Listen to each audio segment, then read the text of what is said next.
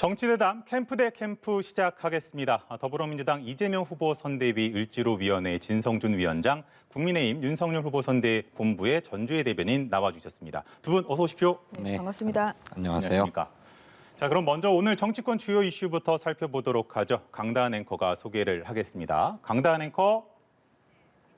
네, 이어서 오늘 대선 전국을 달군 이슈들 살펴보겠습니다. 더불어민주당 이재명 후보는 어제 신경제정책을 발표한 데 이어 오늘은 산업 대전환 정책 공약을 발표했습니다. 수출 1조 달러 시대를 열고 종합국력 세계 5위, 이른바 G5를 목표로 국민소득 5만 달러를 향해서 나아가겠습니다. 국가 성장의 과실이 온전하게 국민 모두에게 돌아가야 합니다. 이재명 후보는 탈모약 공약에 이어 문신 시술을 하나의 산업으로 인정해서 합법화하겠다는 소확행 공약을 내놓아 2030 표심 잡기에도 주력했습니다. 이에 질 수 없죠. 국민의힘 윤석열 후보 생활 밀착형 공약 서결시의 심쿵 약속을 발표했습니다. 온라인으로 부동산 등기부 등본을 무료로 열람하거나 발급받을 수 있게 하겠다고 공약했는데요. 윤 후보 2대남 표심 잡기에도 공을 들였습니다. 게이머가 우선이다라는 제목으로 게임 공약도 발표했습니다. 우리 사회에서 세대 간의 인식 차이가 큰 이런 대표적인 분야가 게임입니다. 게임을 질병으로 보던 기존의 왜곡된 시선은 바뀌어야 됩니다. 국민의힘은 최근 지지율이 오르고 있는 안철수 후보에 대한 견제도 이어가고 있는데요. 이준석 대표는 단일화에 대해 진지한 고민을 안 하고 있다고 밝힌 가운데 국민의당 안철수 후보 이 단일화를 염두에 두고 있냐는 기자들의 질문에 이렇게 답했습니다. 전혀 그렇지 않습니다. 국민께서 표를 몰아주실 거라는 그런 말씀입니다. 확장성이 더 큰 후보에게, 이길 수 있는 후보에게 몰아주실 것이다 라는 뜻이었습니다.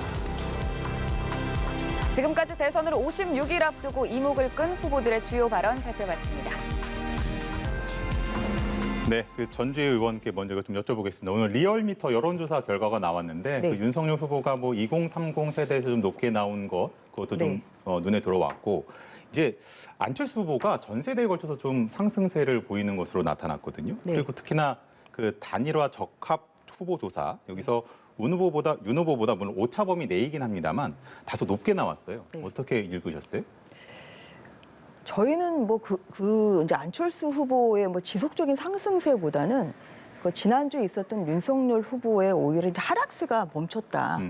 네, 그리고 오늘 또 리얼미터에서의 이제 그 결과를 보면 오히려 더 미세한 차이입니다만 그 오히려 그 사자구 그 구도에서도 네. 지금 윤 후보가 조금 앞서가는 걸로 이렇게 네. 저 나왔기 때문에 오히려 그러한 부분에 있어서 조금 더 의미를 두고 있는 것이고요. 가장 이제 중요한 것은 결국은 지지세가 그러니까 하락세가 좀 멈췄고 이제 오히려 이제 좀 상승을 하고 있다. 좀 저희는 이제 이 부분에 있어서 오히려 또 무게감을 두고 있습니다. 그리고 그렇다고 해서 또 국민의힘이 뭐 이러한 뭐 지지율에 일희일비하는 것은 아니고요. 그렇게 좀 지지율 반전을 좀 이루게 된 것은 지난주에 있었던 이제 선대위 해체 그리고 또한 슬림형 선대 본부로서의 이러한 출범을 한 이후에 조금 더 기민하게 또한 지금 2030 세대들이 관심을 가지고 있는 오히려 시대 흐름에 맞추는 그런 선거 전략이나 선거운동 방식이 좀 새롭게 국민들에게 다가간 것이다. 뭐 예를 들어서 뭐 59초 공약이랄지 뭐 아니면은 이제 심쿵, 뭐 윤석열, 뭐 성렬 씨 뭐 심쿵 이런 것이 그리고 또 한 줄 뭐 7자 뭐 공약 발표를 할지 SNS에요. 이제 그러한 것이 결국은 이런 선거운동의 방식이 시대 흐름에 좀 맞춰서 저희가 기민하게 좀 변화하는 모습을 좀 국민들이나 아니면 특히 이제 2030 세대가 조금 더 거기에 대한 반응을 한 거 아니냐 저희는 그렇게 보고 있습니다. 안철수 후보랑 단일화 뭐 검토 안 하고 있다라는 거는 유지가 되고 있는 거죠? 저희는 이제 그 질문에 대해서는 뭐 저도 마찬가지고 저희 국민의힘에서는 단일화를 생각하고 있지 않습니다. 그리고 뭐 윤석열 후보 또한 뭐 며칠째 계속 이제 기자분들이 그런 질문을 하고 계신데 뭐 그것은 오히려 국민의힘은 이런 다자기 대결을 하더라도 압도적인 그런 승리를 하는 것을 목표로 좀 하고 있습니다. 그래서 단일화를 좀 얘기하는 것은 국민의힘뿐만 아니라 안철수 후보도 그것을 원하진 않잖아요. 그래서 뭐 이런 양당 후보에 대한 좀 예의는 아닌 것 같습니다. 알겠습니다. 그리고 또 보면은 그 윤석열 후보로 단일화를 가정한 경우 또 아니면 안철수 후보로 단일화를 가정한 경우에 이제 그 이재명 후보보다 좀 앞서는 것으로 좀 결과가 오늘 또 나왔거든요. 이런 부분에서 보면은 그 민주당 입장에서도 좀 견제가 좀 될 것 같아요. 단일화 진행 여부에 대해서. 예, 그러니까 선거 구도의 변화가 현재 진행 중인 것 같아요. 네.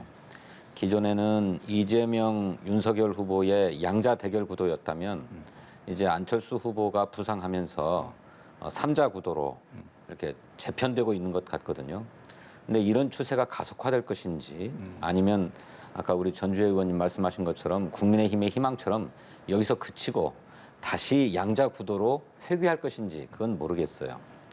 그런데 이제 언론들이나 뭐 이런 데서 윤석열, 안철수 두 후보의 후보 단일화를 가상해서 이제 이런 질문들을 던지니까 그렇죠. 아직은 그런 후보 구도나 대결 구도가 정립되지 않은 상황에서 가정적으로 던지는 질문이기 때문에 저것에 대해서는 아직 유의미하다고 보기는 좀 어렵다고 생각이 듭니다. 지금은 선거 구도가 근본적으로 재편될 것인가 아니면 양자 대결 구도로 그냥 회귀할 것인가 하는 거를 앞으로 한 1, 2주 사이에 여론 조사들을 봐가면서 네네. 판단해야 될 시기다 그렇게 생각합니다. 알겠습니다. 그럼 이제 그 이모 씨 사망 관련해서 좀 질문을 드리려고 하는데 국민의힘에서는 변호사비 대납 의혹이다 이같이 좀 주장을 하고 있어요. 동의하지 않으시죠? 네, 전혀 그렇지 않습니다.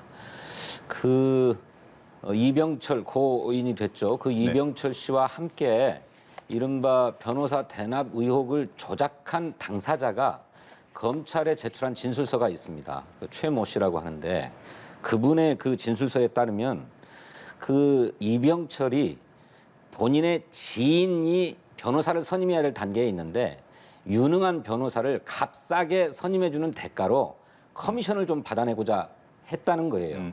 그래서 원래 20억쯤 이렇게 수임료를 줘야 될 변호사인데 우리가 10억 정도로 깎아줄 테니까 그 나머지 전략된 돈에서 우리한테 한 1억 원 정도를 달라. 네. 이런 모의를 하고 실제로 이재명 후보를 변호를 했는 그 이태영 변호사에게 그 이재명 변호사가 한 20억 정도 수임료 줬죠. 뭐 이렇게 서로 말을 맞춰가지고 그 사건 수임을 의뢰하려고 하는 당사자를 속이려 했다는 겁니다.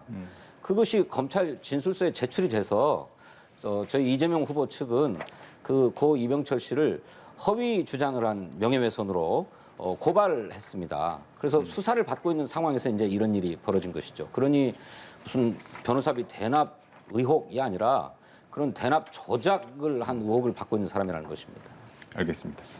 어떻게 좀 말씀하시겠습니까? 뭐 우선 저는 그 이병철 씨의 그 좀 죽음에 대해서 애도의 뜻을 표합니다. 그 오늘 또 5시 반에 김기현 그 국민의힘 원내대표님이 또 조문을 가셨습니다. 그래서 이제 뭐 나오는 뉴스들을 보면 물론 뭐 부검도 지금 이제 실시할 예정이라고 하고요. 뭐 그리고 또한 뭐 어떠한 뭐 사망의 경위를 이제 더 밝혀봐야 되겠지만 이제 오늘 나오는 뉴스들을 보면 이 이병철 씨가 이제 12월 10일에 그 페이스북에 올린 걸 보면 이생은 비록 망했지만 전 딸 아들 결혼하는 거 볼 때까지는 절대로 자살할 생각이 없습니다. 이렇게 이제 본인의 SNS에 이제 올른 그러한 글이 있고 그리고 또한 그 유족 측에서는 이런 그 이제 그 결국 녹취록이죠. 이태영 변호사의 녹취록 제보 후에 민주당에 이제 압박이 있었다. 지금 이런 얘기가 지금 유족 측에서 나오고 있거든요. 그래서 이게 도대체 이제 그리고 또한 뭐 생활고랄지 아니면은 뭐 건강이 급속적인 악화도 없었다. 그래서 굉장히 유족들도 이 사망의 경우에 대해서 굉장히 난감해하고 굉장히 궁금해하고 있습니다. 그래서 지금 이제 해야 될 것은 결국은 유족들의 그런 억울함이 없도록 어떠한 그런 사망에 이르된 경위, 어떠한 뭐 그런 부분을 정확히 밝혀야 된다는 생각을 하고요. 한편으로 이제 좀 저희로서도 그래도 이 분이 결국은 제보를 해서 그 깨어있는 시민연대가 또 이재명 후보의 그 변호사비 대납 의혹에 대해서 결국은 또 고발을 하게 된 거 아니겠습니까? 그래서 이제 이러한 그 제보자가 그런데 결국 이렇게 사망을 하게 됨으로써 변호사비 대납 사건이 지금 묻히는 거 아니냐. 사실 이제 그런 부분에 있어서 우려가 있는 것이죠. 이 대납 사건을 보면 그 작년 10월 7일에 대검에 이제 고발이 됐고요. 그런데 대검에서 중앙지검에 이것을 수사라고 보냈어요. 네. 근데 하루 만에 갑자기 그래서 공공수사 2부에 작년 10월 12일에 배당이 됐다가 갑자기 그 다음 날 수원지검으로 그냥 이송을 해버렸습니다. 네. 그러니까 작년 그 법사위 중앙지검 이 국정감사에서도 제가 그 문제를 좀 그 이종수 검사장에게 좀 질책을 했는데요. 아니 이게 대검에서 그럼 바로 수원지검으로 보낸 게 아니라 대검에서 중앙지검으로 갔다가 중앙지검에서 이게 다시 수원지검으로 간 거예요. 이거 굉장히 이것은 좀 기이한 그런 형태고. 그런데 또 수원지검장이 결국은 신성식 검사장이고 이거 또 그 이재명 후보의 오히려 뭐 대학교 후배다 지금 뭐 이러한 얘기가 나오고 있어서 사실 뭐 공정한 수사가 될 것인가에 대한 그런 의문점이 좀 있었습니다. 그런데 아직 그 걱정대로 현재까지 아무런 수사 진행이 안 되고 있거든요. 그래서 이러한 그 이병철 씨의 그 또한 죽음에 대해서는 애도를 표하지만 이런 죽음으로 인해서 이 사건의 좀 실체를 밝혀야 된다. 국민의힘은 그런 입장입니다. 사건 뭉개기라는 좀 말씀인 것 같은데. 네? 사건을 뭉개고 있다. 검찰이? 네. 그거야 뭐 모르는 일이고요. 저희들 또 하루빨리 이 사건의 진상이 규명되기를 바라는 입장입니다. 특히 뭐 부검 같은 것을 한다고 하니까 네. 정확한 사인이 나올 텐데 지금 국민의힘 주장을 보면 무슨 뭐 검찰이 간접살인을 책임져야 된다느니 이런 주장들을 하고 계신데 네. 무슨 근거로 그런 험악한 주장들을 하시는지 잘 모르겠어요. 그리고 드렸던 것처럼 이 단편적인 사실들만 보지 마시고 종합적으로 좀 사건을 보셨으면 좋겠어요. 그 이병철 씨와 함께 사건을 조작하고 모의했다고 하는 사람의 검찰 진술서를 우리 전주혜 의원님은 보셨습니까? 안 보셨습니까? 제가 대답을 해야 되나요? 저희가 뭐 검찰의 그런 것을 두루 보셔서 그렇지 않습니다. 그거는. 균형적인 주장을 해주셔야지 그냥 한쪽 주장만 택해가지고 그럼 마찬가지로 진의원이 국민의힘에 정치적으로 유리한 얘기만을 계속 하고 계시잖아요. 아니 그렇지 않죠. 그런데 더구나 그건. 고인의 죽음을 두고 그런 식의 전혀 입증되지도 않고 근거도 없는 무슨 간접살인 운운하는 주장들을 하시는 것은 정말 과도한 정치 공세라고 생각합니다. 그 녹취록에 있는 내용은 언론에 많이 나와서 뭐 진 의원님도 그 내용이 어떤 내용인지는 아실 겁니다. 그 녹취록이 그 조작됐다는 내용은 뭐냐면요. 거잖아요. 이재명 선거 캠프 소속 검찰 출신 이태영 변호사가 수임료로 현금 3억 원과 주식 20억 원어치를 받았는데도 거짓 해명을 했다. 이러한 그 내용의 이태영 씨와의 그런 녹취록이 제출이 됐고 이것은 그 고발인 쪽에서 밝혔기 때문에 그 언론에 났던 것이죠. 그리고 그것을 꼭 제가 언론을 통해서 확인할 수 있는 것이고 그러면 제가 법사위 소속이니까 검찰이 이것을 달라고 하면 줄 수가 있는 겁니까? 검찰은 수사 진행 중이라는 이유로 절대로 협조를 하지 않고 그러니까 있습니다. 그래서 진술서의 어떠한 이러한 내용도 보도됐으니까 제가 아실 지금 거 발언 아닙니까? 중이니까 좀 기다려 주시죠. 그래서 어떠한 그런 것을 제가 여기 와서 그러면 직접 경험하고 직접 보고 들은 것만 얘기해야 이게 사실입니까? 그런 건 아니죠. 그래서 언론에 보도된 것 이것을 지금 전제로 이것을 기본으로 해서 지금 말하는 것을 그걸 허위라고 말씀하시면 그거 안 된다는 그러니까 거죠. 사실을 취사 선택해서 그러니까 자당에 유리한 내용들만 가지고 주장하실 게 아니고 그런 주장을 할 때에는 여러 가지 주장을 종합적으로 살펴서 과연 진실에 가까운가를 판단해서 말씀하셔야 되는 거잖아요. 그것을 저는 알겠습니다. 그런데 그걸 그렇게 하지 가리는 않고 있다는 거는 말씀이고요. 그걸 가리는 건 두 검찰인데요. 번째로는 자꾸 저 예. 녹취록, 녹음 이런 말씀들을 하시는데 그 녹음 자체가 조작됐다라는 서로 그런 조작되고 서로 거니까. 짜서 그런 거짓말을 했다는 거예요. 그러니까 이제 일단- 서로 주장이 다르니까 이것을 검찰에서 사실 정확히 가려줘야 그렇죠. 돼요. 그렇죠. 저희는 가려야죠. 그런데 검찰이 지금 가려야 될 아무것도 하지 문제다라는 않고 있기 때문에 정리를 진실이 진실이 드러나지 않았음에도 불구하고 제보자의 한쪽 주장을 죽음으로서 일방적으로 이런 하고 진실을 계시는 밝히면 안 거잖아요. 된다. 지금 그런 얘기를 하고 검찰 있는 거 수사를 아니겠습니까? 통해서 좀 정리가 될 부분이다. 이제 녹취록이 조작이 됐다. 하지만 이제 조작이라는 걸 받아들이기 전에 이제 녹취록 자체를 갖고 문제를 제기하고 있는 상황이기 때문에 검찰 수사를 통해서 좀 밝혀져야 된다라고 좀 정리를 하도록 하고요. 그 윤석열 후보의 이제 북한 선제 타격 거론과 관련해 가지고 이재명 후보가 국제사회의 침략적 전쟁 종용이자 선전포고로 해석될 수 있다라고 이야기를 했어요. 네, 이제 이 발언이 나온 얘기는 이제 그 5일과 10일에 그 북한이 이제 미사일 그 시험을 하지 않았습니까? 그런 이제 속도가 오히려 굉장히 빠른 뭐 이런 이제 속도로 해서 이제 그 속도라고 하면은 결국은 핵을 탑재한 미사일이 한반도 그러니까 대한민국을 이제 향해 올 때는 1분 이내에 그게 도착을 한다는 거 아니겠습니까? 그래서 그러한 경우에 어떻게 할 것이 그러한 경우에 선대 타격을 생각할 수 있다. 지금 그런 취지의 말을 한 겁니다. 그래서 저희가 이것을 지금 뭐 언론에서나 아니면 민주당에서는 무슨 뭐 전쟁광이냐 이렇게 얘기를 하시는데요. 그러면 이게 제가 민주당에 묻고 싶습니다. 그러면 핵을 탑재한 미사일이 서울을 향해서 오는 것을 그러면 보고 그럼 민주당은 어떻게 하겠다는 겁니까? 거기에 대해서 그러면 그 시간에 그럼 김정은 위원장에 전화해서 돌리라고 얘기하실 거예요?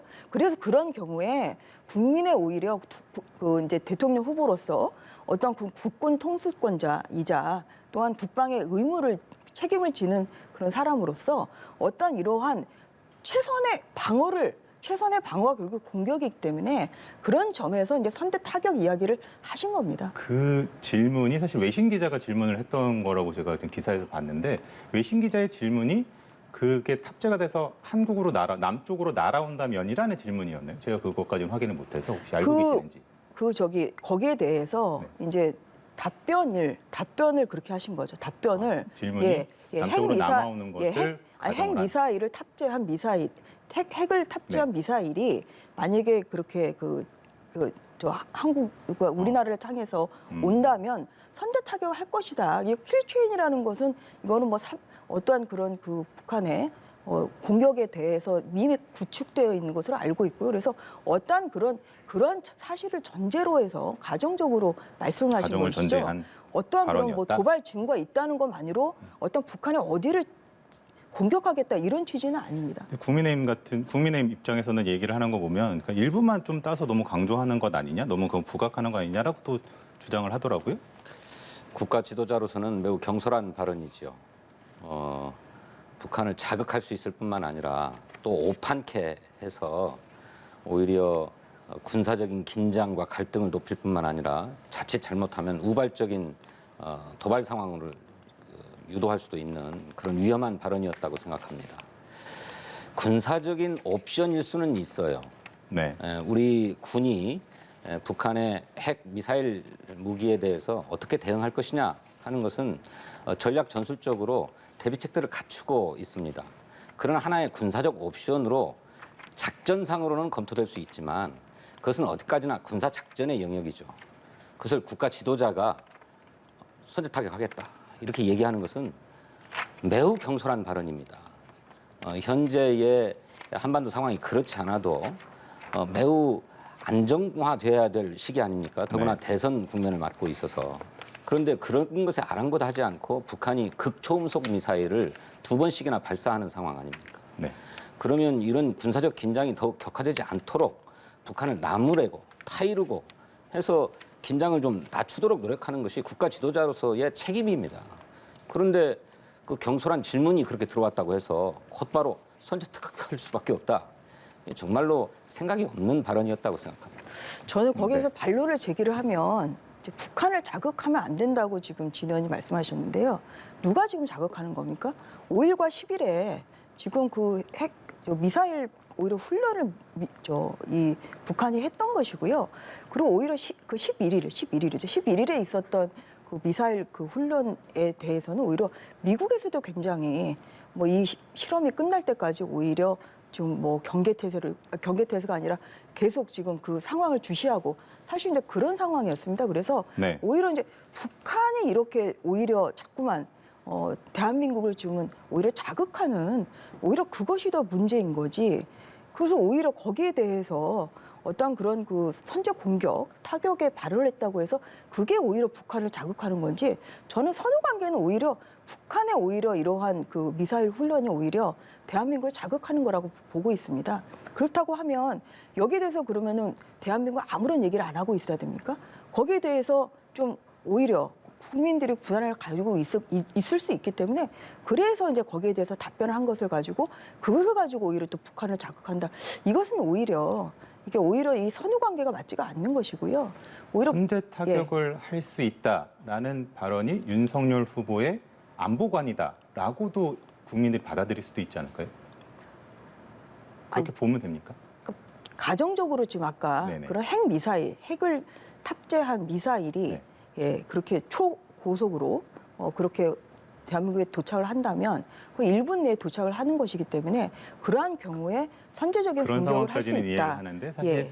정치 지도자를 꿈꾸는 사람의 발언은 사실 언론 보도에 네. 제목으로 다 쿼트가 인용이 되는 경우가 많기 때문에 그거는- 그런 부분들을 좀 감안을 하시고 하겠다라는 그런 취지로 저는 읽었었거든요. 선대위가 이제 계속하면서 이제 윤석열 후보의 그런 발언들에 있어서 좀 정정해 나가고 이런 부분들에 있어서 네. 그렇게 할 수 있는 앞뒤 맥락을 자르고 언론 보도가 될 수 있는 부분까지 감안해서 좀 정치적 그러니까 화법을 무조건적으로 키우겠다라고 선제 타격을 얘기한 건 아닌 거죠, 이게. 그러한 그 대한민국의 그 위기 상황이 된다고 하면 거기에 대한 어떤 뭐 적극적인 방어를 할 수도 있다. 알겠습니다. 뭐 그러한 얘기를 한 것이고요. 덧붙일 말씀 있으실까요? 아니 그러니까요. 북한이 미사일 시험 발사를 한 것은 우리가 따끔하게 나무래야죠. 그런데 그렇다고 선제 타격하겠다라고 얘기합니까? 그것이 북한을 따끔하게 나무라는 것입니까? 또는 북한을 억제할 수 있는 발언입니까? 전혀 그렇지 않죠. 매우 위험한 안보관을 가지고 있는 겁니다. 그렇지 않고 그런 선택을 할 때에는 물론 국군 통수권자로서 최종적인 결심은 대통령이 해야 되는 것이지만 어디까지나 군사 작전 책임자들이 가장 적합한 대응 방안을 강구해서 대통령이 건의하는 거고 대통령이 결심하는 거잖아요. 그거는 그런 상황에서나 있을 수 있는 일이고요. 대통령이 무슨 기자들의 질문에 그런 식으로 답변하는 것이 상황을 매우 악화시키는 거고 위험한 안보관을 가지고 있다고 저는 말씀드립니다. 알겠습니다. 저는 그거는 좀 또- 너무 지나친 해석이신 네. 것 같습니다. 민주당과 국민의힘에서 이제 또 본격적으로 토론 관련해서 실무회의가 또 진행이 된다고 하니까 토론에서 안보관 두 후보의 안보관 놓고 국민 검증 받는 시간 또 기대를 해보도록 하겠습니다. 그럼 오늘 캠프 대 캠프는 여기서 마무리를 해보겠습니다. 수고하셨습니다. 네. 네, 수고하셨습니다.